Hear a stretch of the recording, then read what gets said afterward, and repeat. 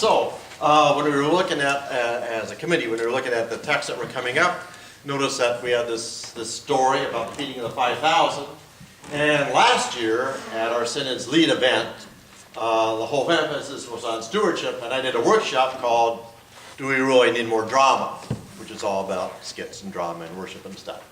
And so, since the emphasis was on stewardship, I wrote a skit based on, that kind of emphasis. It just happened to be the exact same story that we're having today. So it's like, well, why reinvent the wheel? We already have a skit all written for this, so this is it. This is the skit that we did at the lead workshop a year ago. Now, as I say, most of these things are set in October, the fall is when most stewardship campaigns are, so there's kind of some references to the fall, so don't worry about that. Just go with the skit. So, thanks to all these people for being part of this, because they get to come here, then they get to go to York, and then they get to go to that. All right, so there you go. So, okay, setting is it's a council meeting of the church. And of course, they have to talk about stewardship because they have to figure out how to do that. Oh, I didn't mean my skip.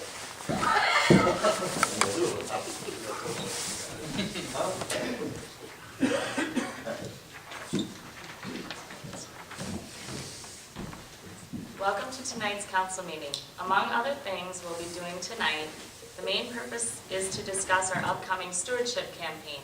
But first of all, Pastor, would you lead us in devotions? Well, I'd be happy to. Knowing that we would be thinking about stewardship, I thought the text that we would use tonight would be John 6, 1 to 15, which we just had this Sunday. So I thought I'd read it for you right now. After this, Jesus went to the other side of the Sea of Galilee, also called the Sea of Tiberias. Now there was a large crowd who kept following him because they saw the signs that he was doing for the sick. So Jesus went up the mountain and he sat down there with his disciples. Now the Passover, the festival of the Jews, was near. So when he looked up and saw a large crowd coming toward him, Jesus said to Philip, "Where are we to buy bread for all these people to eat?"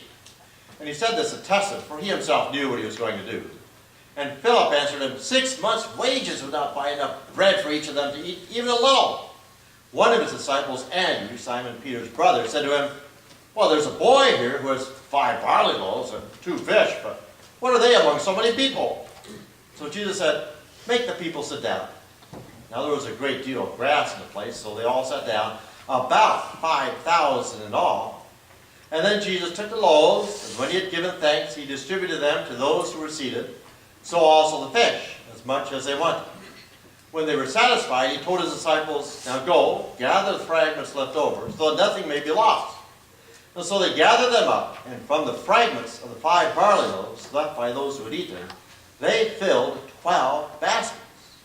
When the people saw the sign that he had done, they began to say, "This is indeed the prophet who has come into the world." So, what do you think? Any reactions to that story? Just what did you hear? Which people in the story do you relate to? Well, I think I'm with the disciples. I would want to send the people away as well. I mean, that'd be a practical thing to do. How would there ever be enough food for 5,000 people anyway? Right. I'm thinking it would be great to have Jesus here today and work some of the magic. Our community food pantry is pretty much down to nothing, and the needs are growing, and autumn is coming, and the holidays. We should be in for some hard times in the months ahead. What surprises me about the story is that no one had a plan of action. I mean, they knew all these people were there and the day was getting late. Who'd have thought they would have sent people away earlier? I know what you mean, and it sure seems like Jesus should have been aware of what was happening. If he had finished his teachings earlier, they would not have found themselves in this spot. Yeah, but remember now, everybody was fed, and there were 12 baskets left over. Right, just what did they do with all the leftover food? I've always wondered about that. And where did all the food come from in the first place? Was everyone like the boy? They all brought food along? Well, we could talk about this for quite a while, but I don't know what everybody else, about everybody else, but I know I need to be home a little over an hour. Eddie's putting the night shift at the nursing home this week, so I need to be home before she leaves, so the kids will go to bed on time. Right, let's begin then. Thanks for the Bible study, Pastor. Sure. I think it has given us lots to think about. Well, like I said, the main thing for us to talk about tonight is the upcoming stewardship campaign. Anyone have any ideas what to do this year? I have an idea. Let's just not do it. I just get so tired of talking about money all the time. At home, we wonder if our pay will cover all our monthly bills. At work, we are told we need to increase sales. Then at school, there are fundraisers for everything. And now at church too, I'm just exhausted. Boy, I hear you, and that was loud and clear. And yet, when I look at our budget, I see we're behind in some of our bills. I just think we're facing some difficult times if we don't do something soon. Well, you know, our synod has some resources that could help us out with this. There's an awful lot of churches in the exact same spot we're in, so we don't have to, like, reinvent the wheel. We can ask for help to plan what we might want to do. Well, that's good to know. I'm sure we're all in the same situation, just not enough time to do everything, so if someone can help us out, great. I think it's fine to get some help with this. However, we are still talking about money. We are still talking about giving more, and I just feel tapped out. Well, you know, plus there is this reality that an awful lot of our members are retired, and so they're on limited resources, and they just happen to be among our best givers, and I find it really difficult to ask them to do even more. We certainly don't want to add any guilt. Really? I always thought Lutherans were really good laying on the guilt. That's a good one. I just had a thought, although I'm not sure this has anything to do with what we have been talking about, but I was thinking about our food pantry and how we are running low on everything and how Jesus fed 5,000 with so little. And then I thought of Barb. She's my neighbor, and she and her husband have 3 children. They are as stretched as they are all, and she has been telling me about couponing. She says she gets these coupons off the web and out of the paper. She knows the days the store will have double coupons, and she is getting an amazing amount of food and other goods that have a very limited income. So, where are you going with this? Is she a member of our church? No, she isn't, but I was wondering if she would come and help us with our food pantry. It would be kind of like feeding 5,000 with just a couple fish and a few loaves of bread. You think Jesus did couponing? No, wait a second, I get it. If she could help us grow our food pantry, then we could serve more people. Or at the very least, make sure we could serve those who we're serving now. So Pastor Mark, would she have to be a member first? Oh, well, certainly not. After all, just think about the story of the feeding of the 5,000. The boy who gave the bread and the fish. He wasn't one of the disciples. He was just someone who was there and was willing to share what he had. If God can work through this boy, can God work through Mary's neighbor as well? That's a good idea of the food pantry, but what about the church? I think this is about the church. This is doing God's work in our community. Isn't that what our church is about? You know, how about we think about us being part of God's church instead of God being part of our church? Anyone else have any ideas like Mary's? Well, I know this is going way off the subject of stewardship, but Dan and Jim, a couple guys I go fishing with, are thinking about helping with the Habitat house that's being built over in Beloit. And I thought that might be kind of fun. Sure. Wow, we're really off the subject of stewardship now. I don't care. This is more fun than talking about money. I couldn't agree more. You know, Dave, I'd be interested in helping out with that Habitat project. Let me know when you're going. You know, I'm thinking there might be even more members of our church wanting to be part of that. You know, I think of our men's fellowship group. They might want to be involved in this. So what's this? Are only men allowed? Oh, no, everyone can help out. Well, it sounds good, but you'll have to count me out. I have enough to do taking care of the children I watch between the end of the school day and when their parents come home from work. You've been doing that for several years, haven't you? Sorry.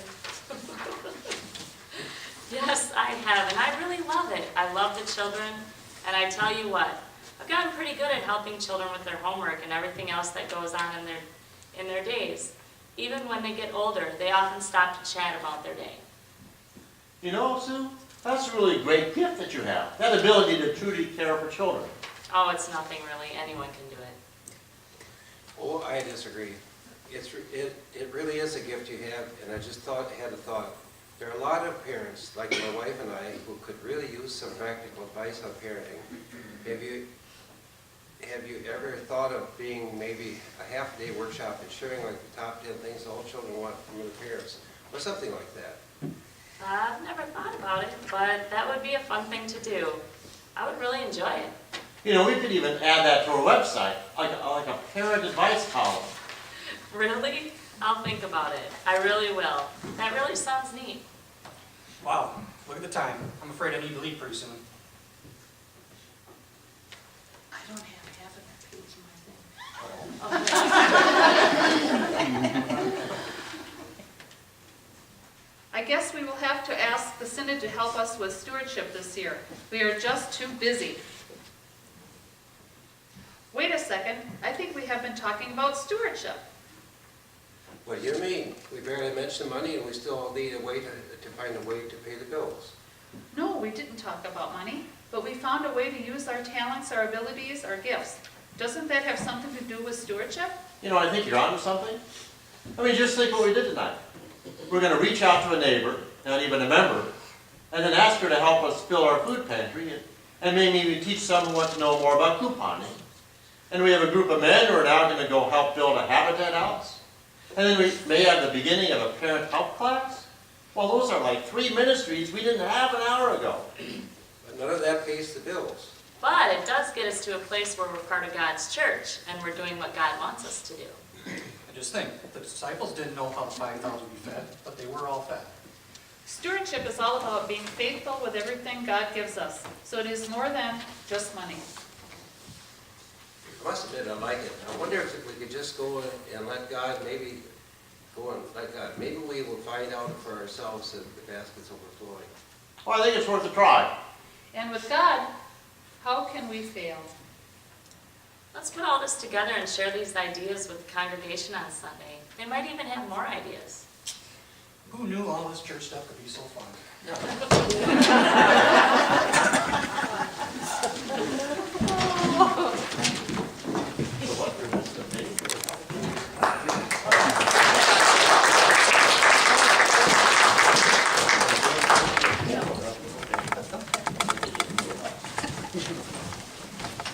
Okay, so that was the skit, and now you have your little cards, which are a different color than the cards from last week. These are last week's cards, this color. But now you have a blue card. So last week, what you did was you put down on your card what you thought our church was really good at doing. How are we being God's people in this place at this time? I got a pen. Need pens. So this week it's a little different. It's not about that this week. This week it's about small stuff, like the couponing, person who does couponing, like the person who takes care of kids and stuff. The skit actually feeds right into exactly what we're going to do now. And that is, we're not talking about us as church anymore, we're just talking about us as individuals. And the idea on the little cards this time is to put down, what do you do as an individual that seems kind of small and insignificant, but really, if you weren't doing it, who else would do it? You know? So they're just little things like, do you pick up trash outside on the street? Or do you if you're a kid, do you make your bed without any parent asking you to do so? Or do you help somebody else in school with some lesson that they have because you're just their friend? But if you weren't doing that, who would do that? Nobody would do that. See? So it's just the little things. Do you send a get well card to somebody who's sick? And you think, well, that's a small, minor thing, but if you weren't doing that, who would do that then? You know? So it's just the small, minor, little things that you feel good about when you do them, but you think, well, it's not that special. So those are the things you put down on these blue cards. The little things, like taking care of kids after school. Well, it's a little thing, except somebody says, that's a real gift you have to be able to do that. That was in the skit. So little things that you do every single day or once a week or you've done over the past week, you didn't think much about it. You just did it because you didn't think it was a big deal. But really, if you weren't there, God put you there at that particular time to do that specific thing. What was it? So again, just little things that you don't think are too terribly important, but you did. Maybe you had lunch with somebody at school that nobody else is having lunch with them that day, you thought, well, today I'm gonna have lunch with this person. Just being nice. These are the nice things. Don't put your name on it, because we're not gonna brag about all the cool things we do, you know. Because we don't do that anyway as Canadian people. So just put down something small that you don't think was that big a deal. But really, you know, it's kind of neat that you're doing these things. And then during communion, just come up and put them in the basket, like we did last week. And then next week, we'll use both colors for another little thing that we'll do. I think there'll be one more card you'll get, and we'll use both cards for that. While you're doing that, we'll sing a song.